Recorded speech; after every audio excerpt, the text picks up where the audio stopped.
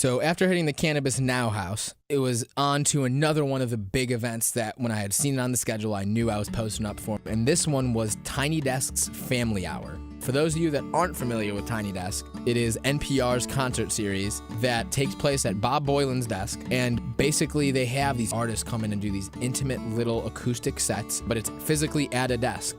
And so I knew not only was it going to be a great show, but it was at a church. And I was like, okay, acoustic set, Tiny Desk, church, which I'm sure is beautiful, and oh my God, was it. Also before the show, kind of a cool anecdote, this guy was walking up and down the line giving away these really sweet little Tiny Desk buttons. I went up to the dude and I was kind of like, hey, I have a homie back home. His family let me stay out here. I'd like to, get him one. He's a big fan of Tiny Desk. And he kind of looks around, making sure nobody else can hear, and he's like, all right, I'll slip you one extra one. And it turns out I hadn't even recognized him, but that was Bob Boilin, which, in addition to hosting the whole night and acting as the MC, the Tiny Desk is his. And so before the show started, Bob and his homie kind of described how Tiny Desk itself, the concept, started at South by Southwest. Yeah, March Madness was going on, so everybody was watching TV, and it was chaos. And I leaned over to Bob and in order to add to the din, and I said a word that I will not say in a church. And I said, this is ridiculous. The next time Laura Gibson's in DC, we should just have her play at your desk. And I've been eating lunch off that sentence for 11 years now.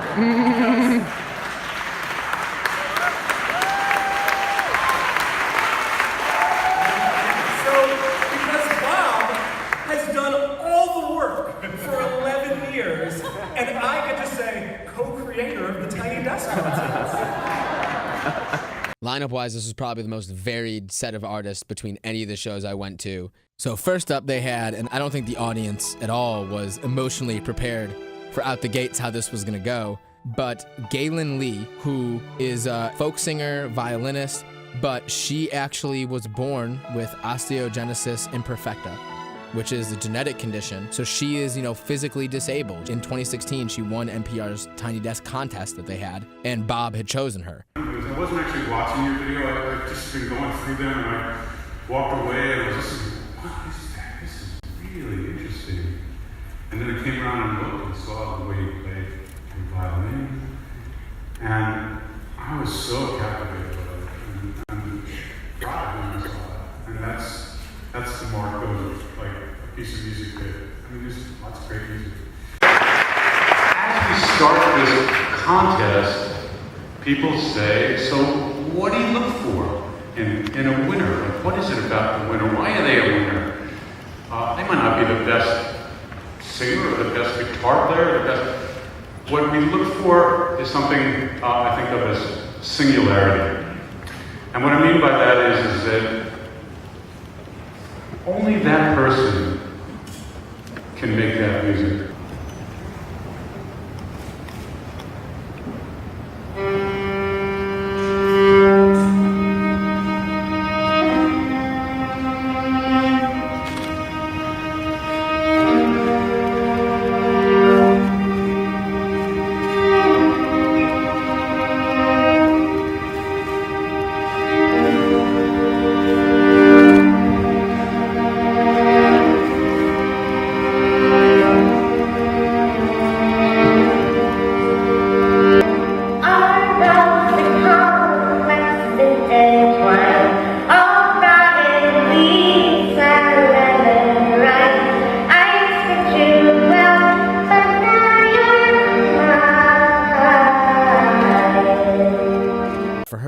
Play the fucking violin and sing the way she did. There were people crying within fucking 10 minutes of this thing starting. She was using a loop pedal for her performance, and you could hear something happen where it fell and the tunage went down a little bit, and she went straight through it like a fucking champ.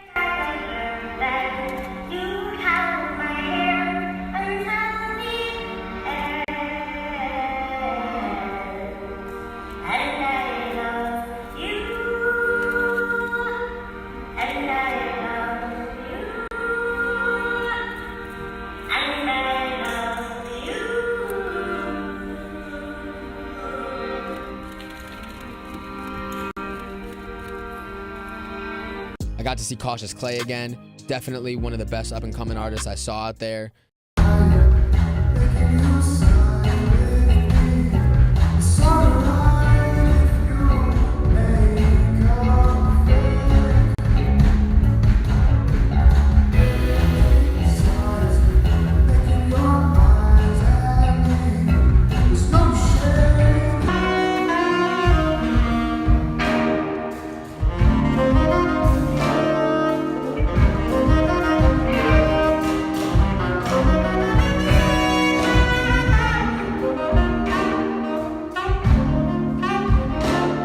After that, Bob had John Paul White come out, who was one half of the duo The Civil Wars, Grammy Award-winning duo. He's now doing solo music because they broke up, and he came out, did a very emotional performance, thanked Bob for having him back, and you could tell it meant a lot to him.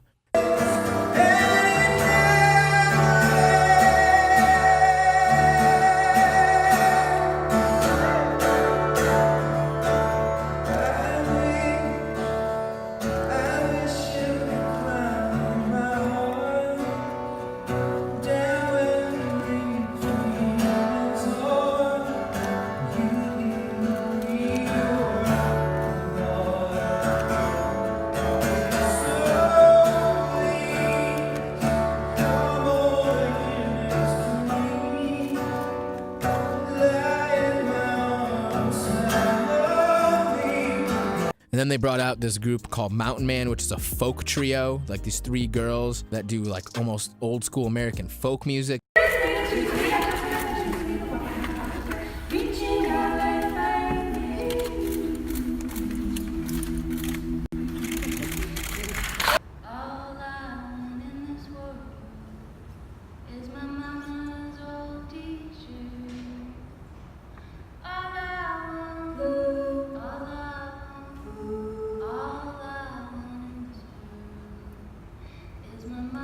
They brought out Gina Chavez, who is a bilingual Latin American folk singer. She addressed the audience before she even performed and told us how she was very emotional and didn't quite feel like herself because she had some family issues going on at the time.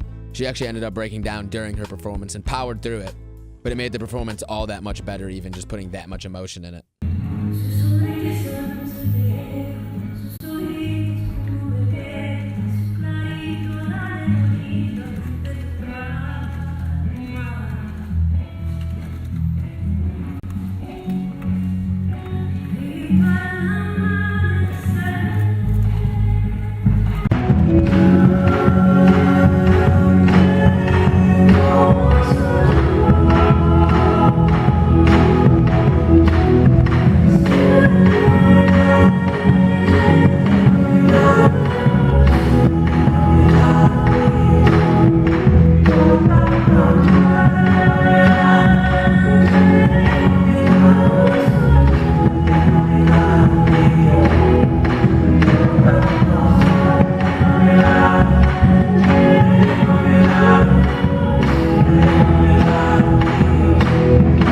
And we had a nice comedic relief, a group called Fragile Rock, which for those of you that don't know who they are, they're basically a puppet comedy punk rock band.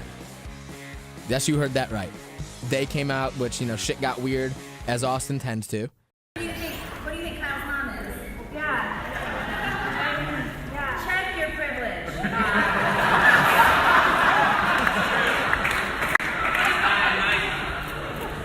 What has happened to the show? We're Fragile Rock, everybody. We're really excited to be here. And when we did our Tiny Desk show, Bob Boylan baked us banana bread. True story. So we'd like to present him tonight with banana bread baked by Kyle's mom. This is your banana bread. Thank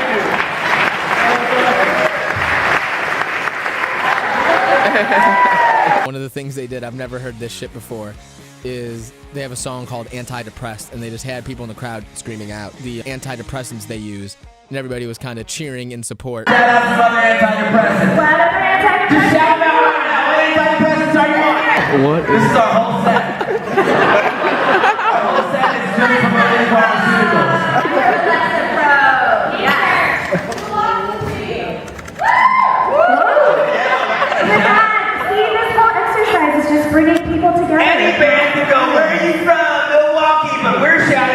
things we take every day to keep us sane.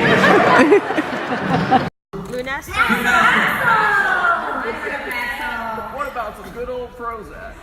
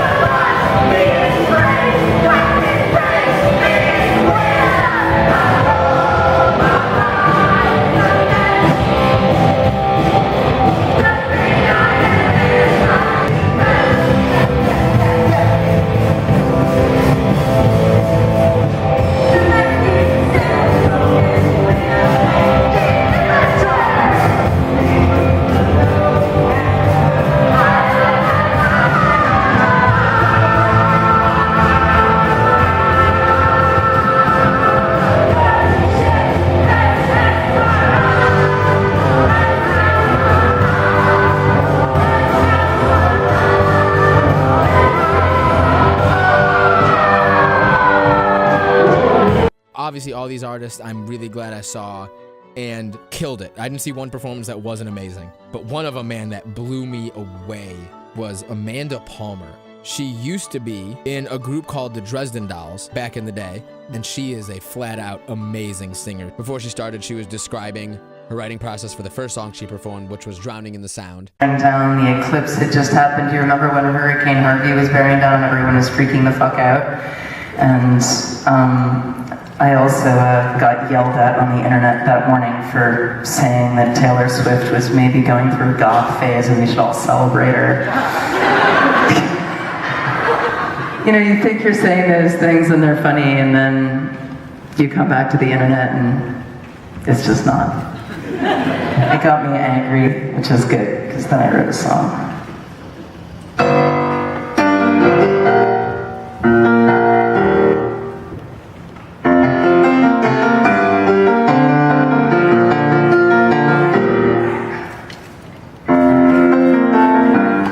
Worship the sun and you're aching for change, but you keep selling your heart. And you used to have sisters, you don't anymore. You worship the sun,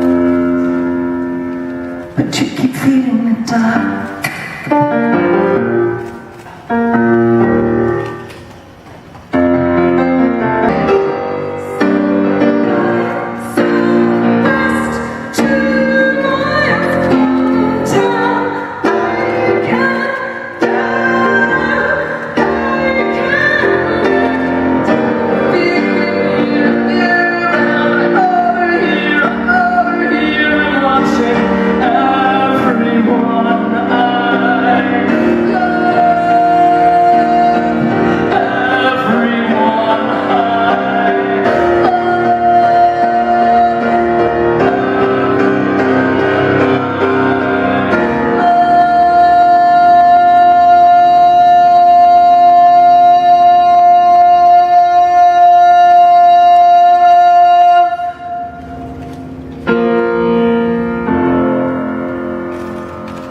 Drowning in the sound.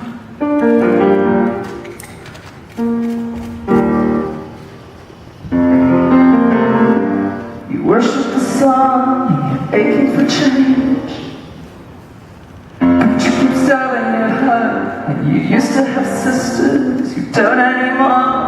You worship the sun, but you keep feeding the dark.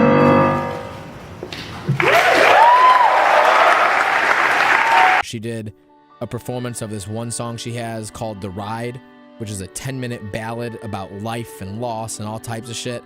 And again, man, like, the room was visibly emotional. It's just a ride. It's just a ride. And you've got the choice to get off anytime. It's just a ride. It's just a ride.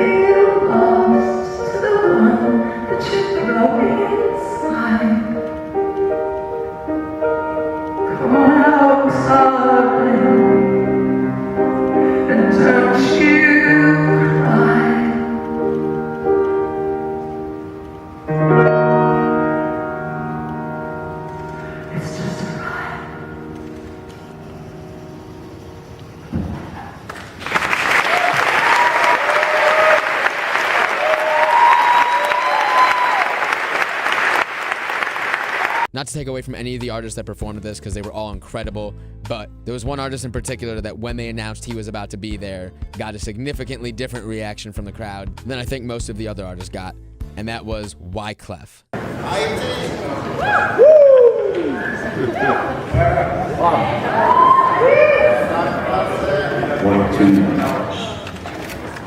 Even the cameramen up by the press area where I was, everybody kind of turned to each other, and you could hear the cameraman going, "Oh shit, Wyclef is gonna be here." Crazy. My name is Wyclef Jean, and I was born in Haiti. I'm from the islands, baby. This is how we look where we come from, baby. We all this, baby. I had never seen him live, so I didn't appreciate the smoothness that this man operates with. As they were setting up, he started just freestyling about the setup. Ever since I was little, I had a gift of words. You see what I'm saying? So, for example, my name is Wyclef. I bring no drama. You like my black hat? They snapping away with the cameras.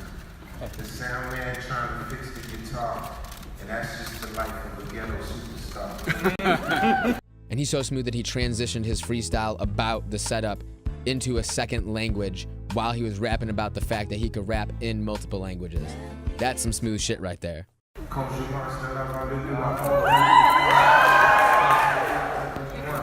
Are we set up?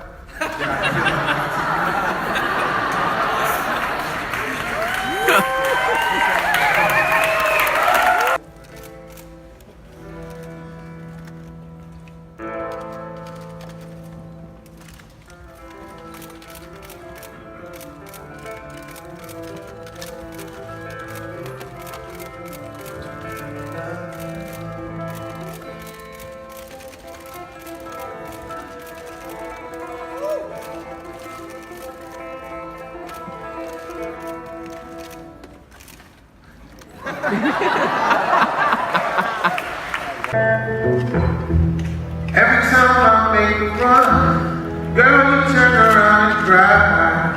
I ask myself why. See, you must understand, the hustle can't work no 9 to 5. So I'll be gone till November. Said I'll be gone till November. I'll be gone till November, yeah. Tell my girl I'll be gone till November. I'll be gone till November. Girl, I gotta leave. We gon' cry. When I come back, you know, live in the sky. I take you out to dinner to your favorite spot. Feed you an aphrodisiac just to get you high. Got my phone by the cemetery. If the corpse can talk, then I will tell them I was sorry. Lifestyle and rich and faded. I'm not living, I'm not living. Every time I make a run, girl, you turn around and cry. So I'll be gone till November. Then I'll be gone till November. I'll be gone till November. Yeah. Tell my mama I'll be gone till November. I'll be gone till November. I'll be gone till November. Yeah. If I was president, I'll get elected on Friday, assassinated on Saturday, yeah, buried on Sunday. And no wonder everybody goes back to work, yeah, like nothing happened.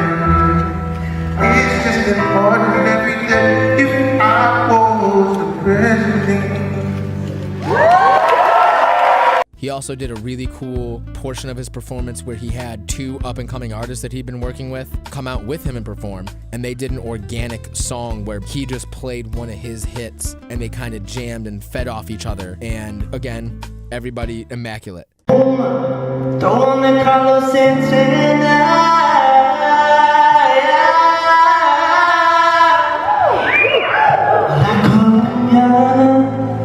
Dominicana, la venezolana, la americana, they look like Rihanna. I just wanna love you. Cuando bailes así. If they said you got to know that the old folks used to want me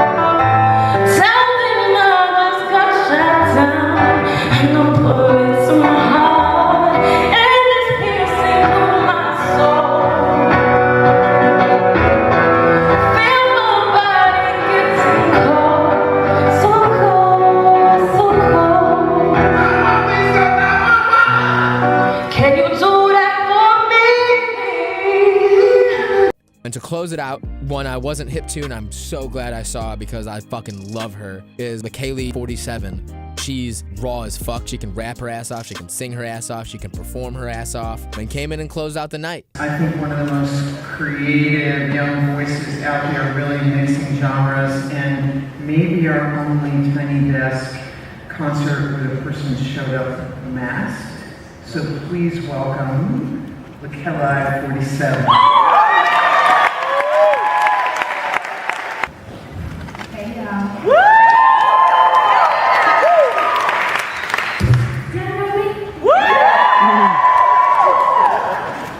Well, for those of you who don't know, Wyclef 47. Woo! Yeah! And this is the TSA band. Freshman here, downstairs, baby, please, on my mind. And I know that you're mine. And I said, who's at me? I don't care, you're over. Now I see just how they sit. I just play and I don't care. I know. So what I gotta ask you?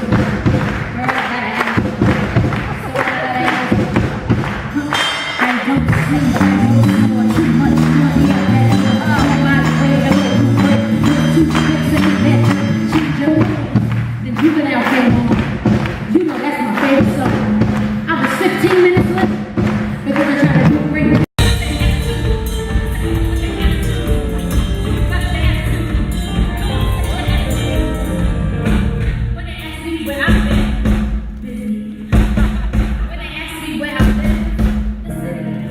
And to close it out, Wyclef got everybody up out of their seats and into the aisles of this church and had everybody dancing in this beautiful church at the end of this amazing acoustic night.